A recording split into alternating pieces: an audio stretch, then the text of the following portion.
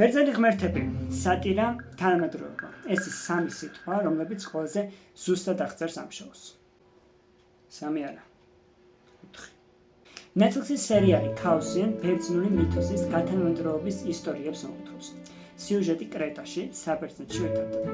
სერიალის პრემიერა Netflix-ზე 1 წლის წინ შედგა და მალევე შეძლო მაყურებლის 14 მილიონი მაყურებლის მოსაწყო. ზევსი, ჰერა, პოსეიდონი, ჰადესი, დიონისე, მედუზა, ორფეოსი, ეს და კიდე სხვა ბევრ პერსონაჟს შევხვდებით ამ სერიალში.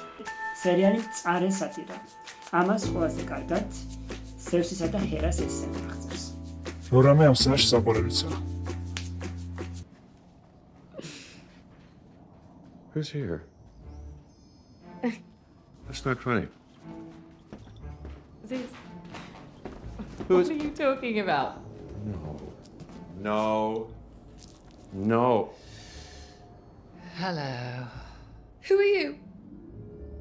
I'm his wife, little one. Now look. მინისერიალის მთავარი სიუჟეტური ხაზი გვიჩვენებს ღმერთების ღმერთის ზევსის გზას მამამისის კრონოსის ტირანის როლად. სადაც ზევს ჯავრს იღებს ხალხზე და იწყება ღმერთების ომი. თუმცა როგორც ყველაფერი კარგი, Netflix-მა ეს სერიალიც დახურა. ოფიციალურ მიზეზად მაღალი ხარჯები დაასახელა. სხვადასხვა ვერსიით სერიალის ბიუჯეტი 50 მილიონი ევროდან 120 მილიონამდე მეფობდა.